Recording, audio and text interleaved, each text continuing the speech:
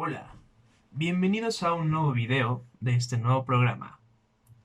Mi nombre es Rodrigo y yo, junto con mis compañeros, les explicaremos un tema muy sencillo llamado datos agrupados y no agrupados. También veremos media, desviación estándar, desviación media, coeficientes de Pearson, coeficiente de Fisher y entre muchas cosas más. Quédense en este video para poder aprender con nosotros. Primero empezaré. ¿Qué son los datos agrupados? Bueno, son aquellos que se han clasificado en categorías o clases tomando como criterio su frecuencia. Esto se hace con la finalidad de simplificar el manejo de grandes cantidades de datos y establecer su tendencia. Una vez organizados en estas clases por sus frecuencias, los datos conforman una distribución de frecuencias, de la que se extrae información de utilidad a través de sus características. A continuación les voy a enseñar una pequeña tabla de cómo es un ejemplo de datos agrupados. Bueno, en este caso tendremos una problemática donde se midió la estatura de 100 estudiantes femeninas y para no tener tanto dato, tantos intervalos, pues se acomoda de esta manera. Los intervalos pueden ser de la medida que ustedes quieran. En este caso se está manejando de 4 en 4. Tenemos que se midió a 100 estudiantes. Y se midió los intervalos de 4 en 4, como lo mencioné, de 155 centímetros a 159 y sucesivamente. Podemos ver la cantidad de personas, de estudiantes, que miden esa estatura.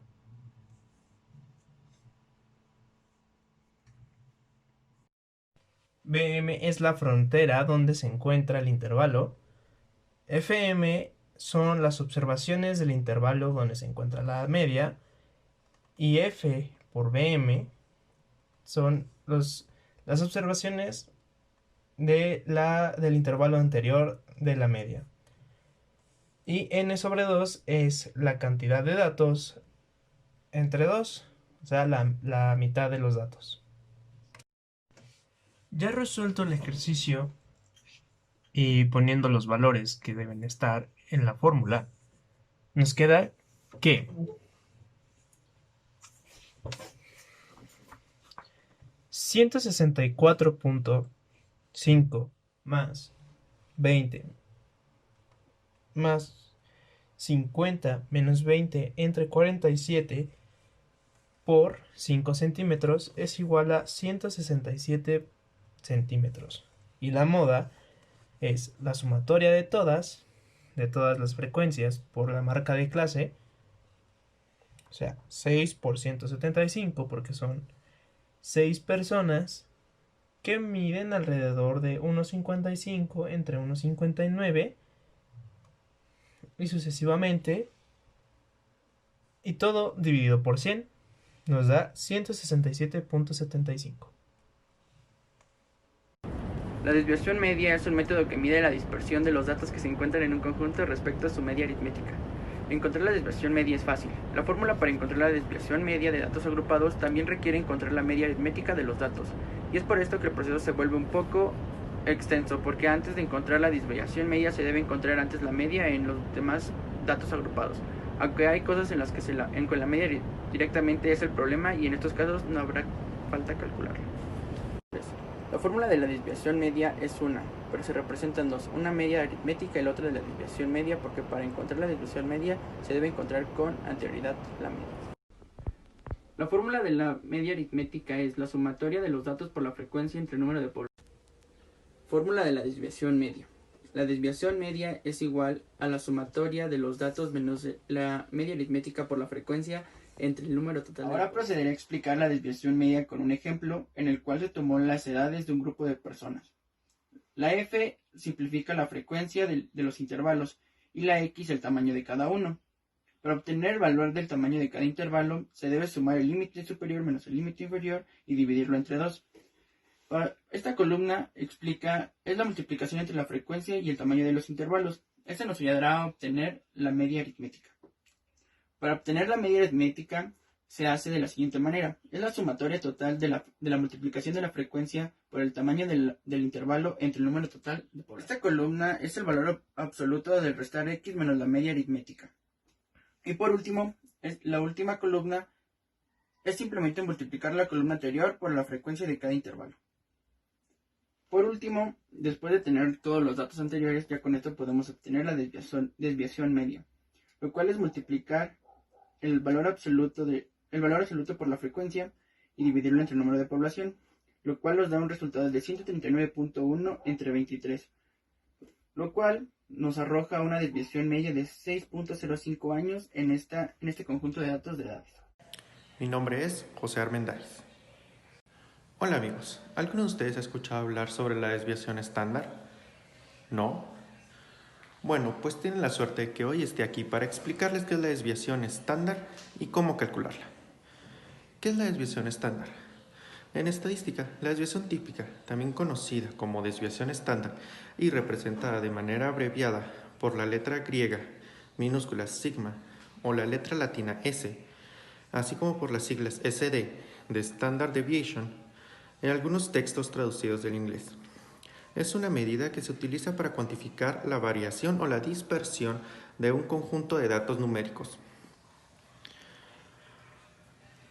Una desviación estándar baja indica que la mayor parte de los datos de una muestra tienden a estar agrupados cerca de su media, también denominada el valor esperado, mientras que una desviación estándar alta indica que los datos se extienden sobre un rango de valores más amplio. Ahora que ya sabemos qué es, pasemos a conocer su fórmula para calcularla. Su fórmula es la siguiente. Desviación estándar es igual a la raíz cuadrada de la sumatoria de xi, que quiere decir dato, menos la media al cuadrado. Eso dividido entre n-1, donde n es el número de datos. Cabe recalcar que cuando tienes un conjunto de datos mayor a 30, en vez de dividir entre n-1, solo tendrás que dividir entre n.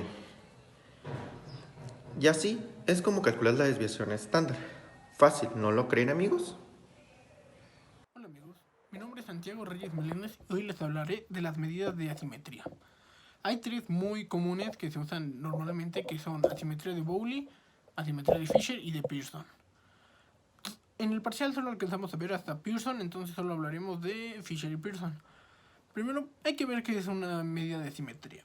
Las medidas de asimetría son indicadores que permiten establecer el grado de simetría o asimetría que presenta una distribución de probabilidad de una variable aleatoria sin tener que hacer una representación gráfica.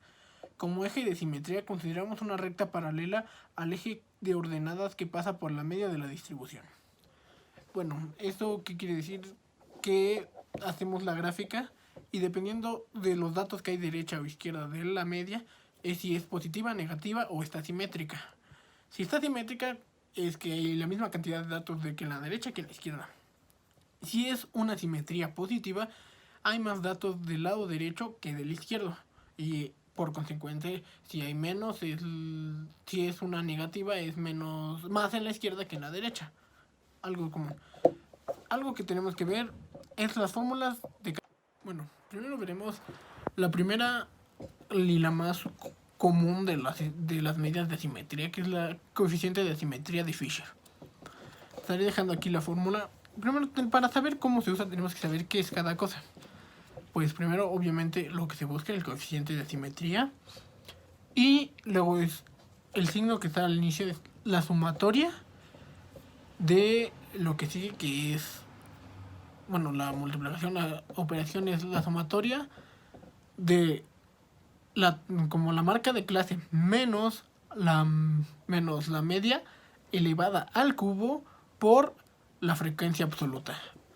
Así tendríamos que hacer la sumatoria O sea, hacer cada una de las... Primero restamos la marca de clase menos la media, la elevamos al cubo. O sea, primero se hace eso, luego por la frecuencia absoluta y ponemos el dígito.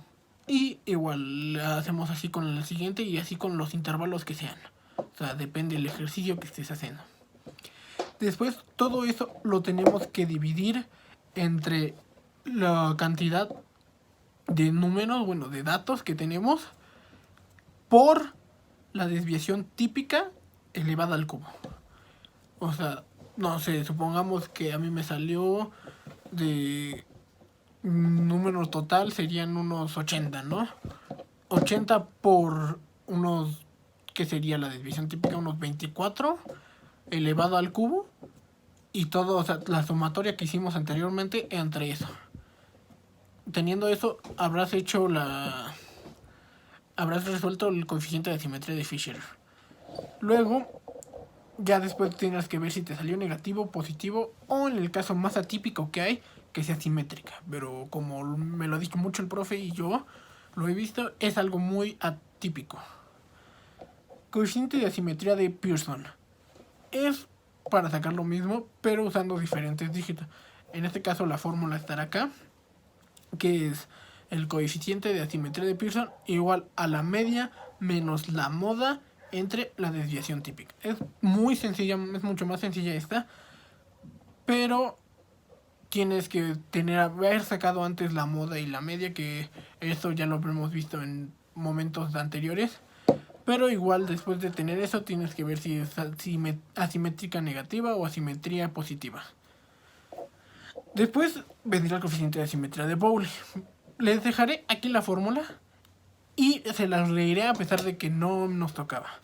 Que es la coeficiente de asimetría de Bowley más el cuartil 3 más el cuartil 1 menos la media, que creo normalmente sale también como cuartil 2, pero todos saben que el cuartil 2 es la media, entre la resta del cuartil 3 menos el cuartil 1. Eso sería la de Bowley. Bueno, para finalizar, hablaremos del último tema que yo recuerdo, que es kurtosis. ¿Qué es la kurtosis o apuntamiento? Es una medida de forma que mide cuánto escarpada o achatada está una curva de su distribución. Este coeficiente indica la cantidad de datos que hay cercanos a la media, de manera que de mayor grado de kurtosis, más escarpada o apuntada será la forma de la curva.